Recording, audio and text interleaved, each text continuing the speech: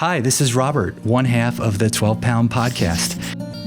As a quick reminder, 12 Pound Podcast discusses life's changes and how we hope to help you face them through shared stories and experiences. Welcome back to Season 2 and our first 12 by 20 of the year. Our 12 by 20 bonus episodes are shorter interviews with interesting people who have experienced the challenges changes can bring and what they've learned from them. Past guests have included authors, athletes, artists, academics, and business founders. And I'm excited to start off this new season with somebody who fits all of those criteria in one sentence. So Christina Wallace, welcome to the show. Thank you for having me. I'm delighted to be here. Well, thank you. We appreciate it. It's Friday afternoon. I'm sure you've got plans this weekend, so we appreciate you starting your weekend off with us. I mean, plans with toddlers just means 48 hours of no childcare, so I'm happy to be here. I completely understand. I also have a toddler at home who I feel like every morning I wake up now, I feel like I know I'm going to get mistreated by this child. And the only question is when and how. Exactly. So now that we know that we have that in common, I'm excited to be able to speak with you. But before we get started, I wanted to share just a brief background of yours for our audience. Sure. Christina is a senior lecturer in the Entrepreneurial Management Unit at Harvard Business School, where she teaches entrepreneurial marketing and the entrepreneurial manager in the MBA program. She also co-leads Startup Bootcamp Immersion. Her latest book, The Portfolio Life, How to Future-Proof Your Career, Avoid Burnout, and Build a Life Bigger Than Your Business Card, will be published in April of 2023. Christina, congratulations on the book. Congratulations on all your success. And once again, thanks for being here. Sure. It's funny to finally be at the precipice of the book coming out because it's been like just this thing in my life for so many years. There's like the idea for the book. There's the noodling on, should I turn this into a book? No, I don't need that. Right. And then there's the writing of the proposal, and then you sell the book, and then you have to write the book, and then you're editing. And it's just like this relationship you have with this entity that only really exists between you and your computer for years. And then all of a sudden, it's going to be out in the world. And you're like, oh, crap. Whew. Does it make you feel vulnerable? It does. You've shared a lot of your life publicly, at least your professional life publicly. But having read it, and thank you for sending me a copy in advance, there are certainly a lot of personal elements to it. So what's that process like in terms of making the decision to really kind of put yourself out there? Yeah, so I only have one MO, which is I'm an open book. I don't really know how to do any other way. And I've been pretty open about my life and my challenges, and kind of ever since I started writing for Forbes, writing in other venues. I did some sort of creative nonfiction writing several years back, talking about my father and sort of the origin story of who I am and my family. So I've always kind of put pieces out there because it's the only way I know how to communicate. But putting it all in one place and having all those dots connected between who I am and what that's taught me and what I did as a result, right? Like that's sort of a level of introspection and vulnerability that I haven't had before. So it will be interesting to see what the reaction is. This is my second book, and the first one was just very business. It was about innovation for large companies, and I co-authored it with a colleague at my last company. And so it was kind of like, well, if they hate it, like it's just the ideas they hate. This feels very much like if someone gives me a 1-star review on Amazon, which they will, because people, it's going to feel very personal. That sounds like a chapter, because people. Because people, right? Like we know people. So yeah, I think there is an element of this that is very exciting to finally have it out in the world, but also an element that feels a little bit scary. Well, I can imagine. Well, it's admirable that you've taken yourself through that process and you're putting yourself out there. I think that's what makes good books, great books, is to move from kind of the impersonal to the personal, and that authenticity tends to come out pretty strongly. So we appreciate that. And as I mentioned to you before we started recording, this podcast is really predicated on change and the changes that people go through in their lives. And what we've experienced, at least in the few short months that we've been doing this podcast is that shared stories tend to be kind of I wouldn't necessarily call it the panacea that helps you get through things, but it helps you get through things. So I would love to hear from you. It sounds like you've been through quite a few changes in your career and in your life. Kids obviously is the obvious one. Woo! But yeah, that was a change. If you could share some, we'd appreciate it. Yeah, it's funny because when I think back to where change first really introduced itself in my life, it wasn't until my junior year of high school. Up to that point, I lived in the same bedroom my entire childhood, right? We literally never moved. We went to the same church.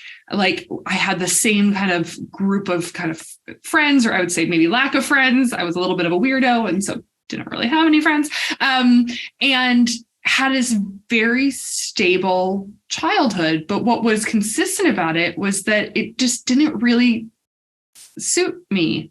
It was limiting in so many ways that I knew from a very early stage, I wanted to get out. I wanted to get out of my town, out of Michigan. I wanted to in many ways, I knew I wanted something else. And to the point where I would sneak out of bed in the 7th grade and, unwind the phone cord that would connect the computer to the telephone and get online. Showing your age. Yep. My 14.4 modem, and would download college applications and started working on my college essays in the 7th grade because I wanted out. I wanted something else. But in my junior year of high school, I ended up going to Interlochen Arts Academy, which is a performing arts boarding school. And I show up and it's still in Michigan, but it couldn't have been more different if I tried, right? It's got a huge international population. It was very diverse, very, liberals and people of color, like all these things that were not part of my childhood, and people who dreamed really big dreams. Mm-hmm. The kids who go to Interlochen end up going to Juilliard and they end up joining the New York Philharmonic or performing on Broadway or being shown at the Whitney Biennial. These are kids who become working artists, and they're not afraid to say out loud at 15 that that's their dream.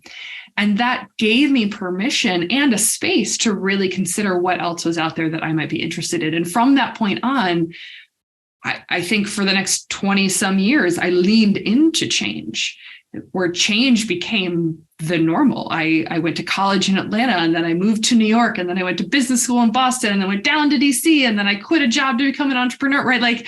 I was constantly on the move. I quite literally, I've lived in so many apartments. I'm an expert at moving at this point. And actually one of the great challenges of this phase of my life is to stay still. That's what change looks like for right now. Was that challenging as you were coming out of, being a co-founder and starting your own business, as you're going, interviewing with Harvard, for example? Did you have to convince them that you were going to stay still? So luckily, no, because the nice thing about the senior lecturer track, right? We have this entire layer of practitioner faculty at HBS who don't have PhDs, are not tenured track. And that's the point. You literally can't be tenured. But they want this sort of tour of duty mentality. Come in, spend a few years, teach the students, make those bridges, those connections between the real world, the network, the ideas that are going into practice right now, and then cycle out and go back and take the next role in business or start the next company, and maybe you come back again 20 years later. So it actually felt very comfortable to approach this as the next phase, to say okay, we're not making any commitments here. So it's every year we reassess if this is still working. And so that felt reassuring that I wasn't signing up for a 10-year stint. But what has become clear, I'm in my 3rd year here, what has become clear is this is a really good fit for my family at this stage, that I have the autonomy and the flexibility, and it's the perfect role for what I need with young children. And my husband found a fantastic opportunity here. And Boston is just a really great place to raise a family. It's a lot easier than Brooklyn was. And in many ways, it's like, oh, this kind of fits. Like maybe we should just stay still for a few years. And I love that notion. And then there's also in my gut, there's like, or you could pack a backpack and go somewhere else. Do you still does that still tug at you a little bit? I mean, you've had a lot of adventures. Anybody who follows up this podcast with reading your biography on your website will see pretty quickly that you're quite adventurous. So it's interesting coming to someone who maybe was a little bit more introverted as a younger person. You seem now you've become quite extroverted, not just in what you do, but who you are as a person. What was that change like, and how do you think you? I hate to use the word come out of your shell, but no, but I think it's consistent. I part of it was just learning how to have friends, how to be among peers. It's just sort of like a social layer I just didn't really develop until the second half of my teenage years in college. And I'm grateful to a great number of friends who kind of took me under their wing and they're like, that's not how you talk to people. or like, hey, this are some basic social manners. Like, this is how the world works. And I was like, oh, like that's super helpful. So once I felt a little more fluent with that, I realized that there was all of this world out there and I really wanted to see it. And part of, I think, the benefit of being a loner as a child is that I wasn't afraid to do a lot of these things by myself. So when my first job out of college was at the Metropolitan Opera, and I worked on the management side as a rehearsal associate. And one of the great pros of this job, in addition to like keeping an evening gown in my office in the event I had to, go to a performance on any random Tuesday, was that you couldn't take any days off ever during the performance season. A little rough, but then you got 6 weeks, consecutive weeks of paid vacation every summer, which does not happen in literally any other job. And so at 23, I had 6 weeks and nothing to do. And I was like, well, none of my friends have this same benefit. So I either have to go and see the world by myself, or I'm just going to sit at home for 6 weeks. And that seems like a really stupid choice. And so I packed a backpack and I booked a ticket to, I think, to Germany that summer. And I ended up backpacking around Germany and Switzerland and the Netherlands. I had never traveled by myself. I had only been to, I think, I'd been to England once at 15, but like otherwise was not really. And this is, again, pre-smartphone, pre-internet. Like you were paying, $10 an hour at some internet cafe to like figure out what time your flight was. But it taught me how to be comfortable on my own and how to make friends, how to talk to anyone in any context. That makes sense. And after that, then I was like, okay, where else can I go? And so the next summer I did Central America. And then when I was at business school, I backpacked around East Africa and climbed Kilimanjaro. And then I was like, let's go to Peru and do a yoga retreat in Cusco. And so I ended up having some really fantastic adventures because I wasn't afraid to go alone and meet people along the way. And I think that skill set became incredibly helpful as an entrepreneur, where you start out not knowing basically anything, and you have to gather compatriots along the way and kind of win them over on some vision of what it is you're building and do it together, right? And I think that comfort with ambiguity and with uncertainty, combined with the ability to pitch a story, pitch a dream, and recruit others along the way, like that might be my secret sauce. Well, it sounds like interesting. Based on that experience, being an author can also be a quite lonely journey when you're in your office trying to put out pages. So when you first sat down, maybe you could talk a little bit about the genesis of the portfolio life. And, you're absolutely right. One thing we tell our students here at Drexel University in terms of the entrepreneurial journey is get ready to be alone and get ready to feel alone, because there are times where you feel like you're the only person in the world who cares about this business, and you are constantly selling. You're selling your idea, you're selling yourself, you're selling your business, you're selling your pitch book. So as you think about, again, the genesis of a portfolio life, where did it originate with and why a portfolio? So I tend to build things to solve my own problems, and the portfolio life is absolutely in line with that. I first used the term portfolio life. It turns out I didn't even remember that I used it this early, but I used it while I was a student here at HBS doing my MBA. I was talking with a friend, Julie, and we were getting kind of close to graduation and everyone was sort of locking in their jobs. And I chafed at this idea that I would pick one thing and then do it for 10, 20, 40 years. And I said, I don't want a linear career. I don't even want a portfolio career. I want a portfolio life. And this idea first came from portfolio theory, from my finance classes. It was the first time that I had a model for understanding why I liked having a diversity of income streams, a diversity of projects, a diversity of networks. It's this idea that I could do, a basket of things, and not only were they fun, but they actually introduced a de-risking element. They introduced this sort of diversification and this autonomy, right? It gave me some control by never feeling like any one thing, if it got pulled out from under me, would destroy everything. So I apparently used it then. I did not even remember this conversation until my reunion last year when I ran into Julie and she's like, I can't wait for your book. Do you remember that conversation? And I was like, no, I do not, but thank you for reminding me. So I started with the idea then, and then I sort of forgot about it for a few years. And I was a columnist for Forbes for several years. And so I was writing these blog posts on and off and doing some speeches here and there. And I sort of started putting together the pieces of what would become the book. So the nice thing was once I sold the proposal and started writing it, I literally could just take these like V1s of a lot of these ideas and like plop them in the manuscript. So there was never a point of like staring at a blank page being like, where do I begin? But I started kind of noodling on these pieces, which is like, I have never been just one thing. I've never wanted to do just one thing. I wanted to be at the intersection of these different ideas, these different networks, these different worlds. And I needed a framework in some ways to legitimize what I'd already chosen I wanted for my life.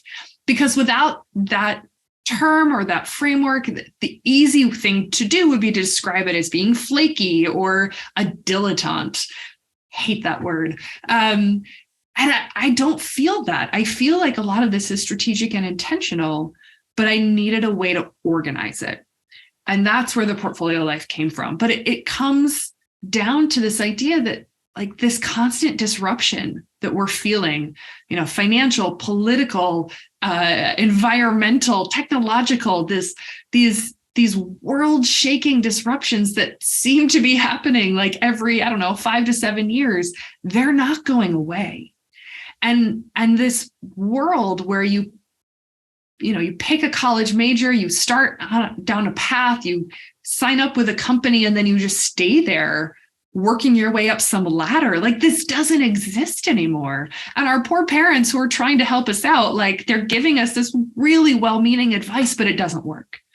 And so the proposal, the model is think about your life like a portfolio, allocate a big chunk of it to work for whatever allocation you want to give it, but also think about the allocations you give to your hobbies, potential personal growth areas, things you want to learn more about. Maybe you're not monetizing them today or yet, but they might become the next step in your career later.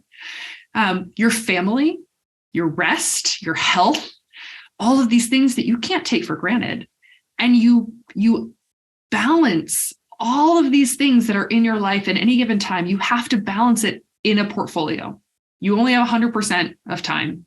And of energy. And so you have to think about the mix. And then if and when your life changes, rebalance, make a different mix. So when I went from not having children to suddenly having children, it wasn't all that sudden. It was like 9.5 months, but still, that required a really significant rebalancing of my portfolio. And there are several elements that I love dearly that are currently at a 0% allocation. And I look forward to the day where they can find their way back into the mix, but they just don't work for this phase of my life. And that's okay, but they're not gone forever. And I think that's this idea. You're never going down any path where you're like, well, this is it, and everything else is off the table. No, there's so much optionality out there. So really just think about, what do I need for this chapter, and how do I ensure that I have the right allocations, that right mix that helps me diversify. It also helps you think about your identity greater than your job title.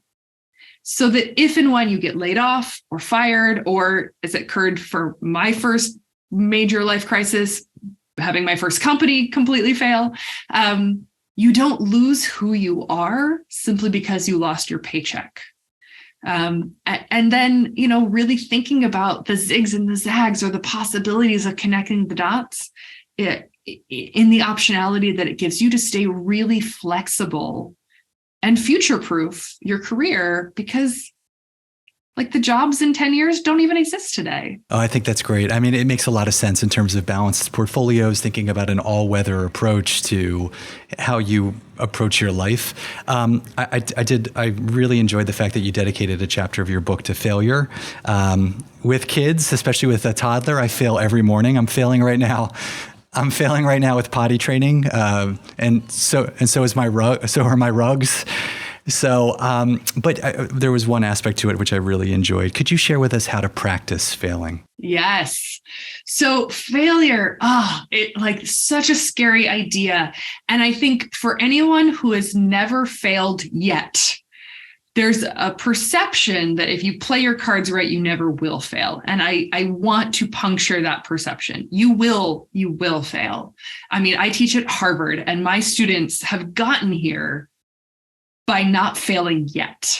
and I need to emphasize, whether it's professionally or personally or both, you will fail. And so how can you practice getting good at failure?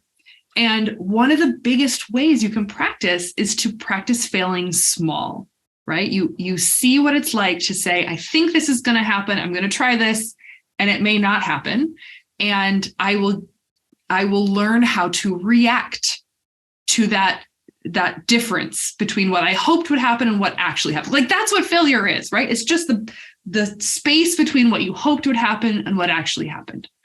And there are these sort of three buckets of the costs of failures that you can think about and you can prepare for. You can actually, in advance of a failure, have a safety net built in around the financial costs of a failure, the social costs, the sort of self-perception that other people might have, and then the psychological costs of like, how do you react when what you hoped would happen and it doesn't line up with what does happen? And so one of the ways that I practice failing that I write about in the book is that I took up long distance running, which I am not a natural athlete. It is not my forte. I'm actually a very, very slow runner, but I took up long distance running, half marathons and then full marathons, because I needed to break the psychology, my psychology that says I only do things that I'm good at. And I realized I wanted to reframe that narrative to, I show up and try really hard and I give it my best, and it may not turn out, and that's okay. And right. And I needed to practice that. And so I took up long distance running because, well, A, it doesn't require a lot of gear. And then B, like, I'm so slow that, a half marathon is like 2.5 hours of me over and over, like every step being like, I am terrible at this and I'm going to keep going. And it gave me the opportunity to change my internal narrative and to get better at, well, did you do your best? Great. It was worth showing up for. And it got me more comfortable with like getting back up and trying again. And there are lots of other ways, right? This is my way. You could take a sales career. Actually, sales is a perfect opportunity to get good at failing because most sales pitches don't go anywhere. you can, there's some studies around how do you socialize kids to be better at failure. Certainly sports is a big opportunity to, unlike, I argue that I played in orchestras and that was sort of my team sport. The thing is, no one loses an orchestra concert, right? Like there's no clear loser there. In sports, at the end of a game, there's a winner and there's a loser. So there is that very specific space between what you hoped would happen and what did happen that you can get good at. Absolutely. Yeah, I think in the arts as well, actors, if you're auditioning for a role, it's also very difficult. Yeah. Well, Christina, this was wonderful. Thank you for introducing us to your upcoming book, The Portfolio Life. We'll put a link, the Amazon link to the book on our website to ensure that everybody sees when it comes out and they can hopefully pick up a copy, because it was a wonderful read. I really appreciated, as I said before, you sending it in advance so I could prepare adequately for this discussion. But if you want to learn more about Christina, you can check out our website at 12poundpodcast.com. There will be a link to her website as well as a link to her book on Amazon. And again, Christina, thank you for joining us. Thank you for being here. Thank you so much. And we'll talk to you soon.